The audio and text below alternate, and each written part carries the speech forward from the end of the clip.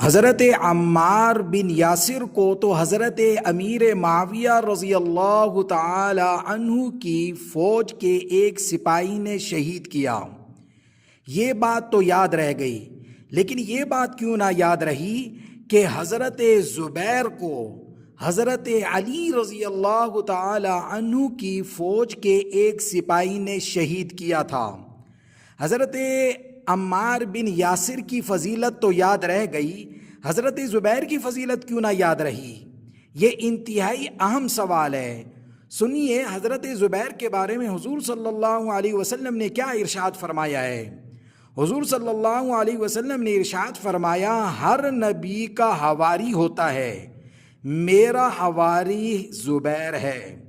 حضرت زبیر کے بارے میں کوئی بات حضور صلی اللہ علیہ وسلم برداشت نہیں کیا کرتے تھے۔ جنگ جمل میں ان کو کس نے شہید کیا؟ یہ انتہائی اہم بات ہے، اسے سمجھیے۔ جنگ جمل میں ان کو حضرت علی کی فوج کے ایک سپاہی نے شہید کیا۔ حضرت زبیر رضی اللہ تعالی عنہ اس وقت نماز پڑھ رہے تھے جب حضرت علی کی فوج کے ایک سپاہی نے انہیں شہید کیا۔ جب انہیں شہید کیا تو حضرت علی رضی اللہ تعالی عنہ کو اس کے بارے میں بتایا گیا۔ تو حضرت علی رضی اللہ تعالی عنہ نے کیا ارشاد فرمایا؟ غور سے سنیے۔ حضرت علی رضی اللہ تعالی عنہ نے ارشاد فرمایا، حضرت زبیر کو شہید کرنے والا دوزخی ہے، جہنمی ہے۔ تو اس سپاہی نے کہا، یہ کیا بات ہوئی؟ آپ کے ساتھ لڑو پھر بھی دوزخی، آپ کے مخالف لڑو پھر بھی دوزخی۔ تو حضرت علی نے فرمایا، میں نے تو نہیں کہا ان کو شہید کر۔ زبیر کے قاتل کے بارے میں خود حضور صلی اللہ علیہ وسلم نے فرمایا ہے، وہ جہنمی ہے۔ یہ حضرت علی رضی اللہ تعالی عنہ ارشاد فرما رہے ہیں۔ اب سوال سمجھیے، حضرت عمار بن یاسر کی بھی اہمیت، حضرت زبیر کی بھی اہمیت۔ اگر حضرت عمار بن یاسر کی ایف آئی آر حضرت امیر معاویہ پہ کاٹی جائے تو حضرت زبیر کی ایف آئی آر تو حضرت علی پہ کٹے گی۔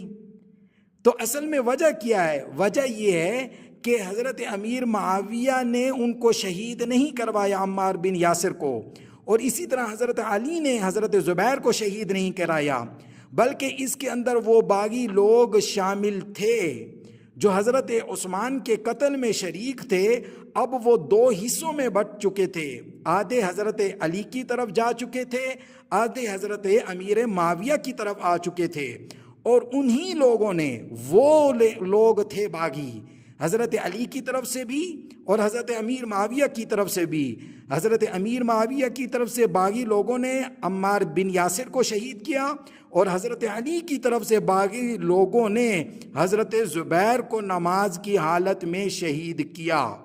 تو آپ یہ بات سمجھ لیں، اس میں صحابہ نہیں شامل تھے اور نہ ہی صحابہ نے ان کو شہید کیا ہے۔ صحابی تو جنتی ہی جنتی ہیں، اللہ رب العزت نے ان کا مقام قرآن کے اندر بیان کر دیا ہے۔ تو اس بات کو سمجھنے کی ضرورت ہے۔ حضرت امیر معاویہ قاتل نہیں ہے حضرت عمار بن یاسر کے، اور اسی طرح حضرت علی بھی قاتل نہیں ہے حضرت زبیر کے۔ اگر حضرت امیر کو قاتل بنایا جائے حضرت زبیر کا تو پھر حضرت علی قاتل بنتے ہیں حضرت زبیر کے۔ حضرت امیر معاویہ اگر قاتل بنتے ہیں عمار بن یاسر کے تو پھر اس اسلوب کے تحت، اس اصول کے تحت حضرت علی حضرت زبیر کے قاتل بن جاتے ہیں، جبکہ وہ خود فرما رہے ہیں، اپنی فوجی کے بارے میں بتا رہے ہیں یہ جہنمی ہے۔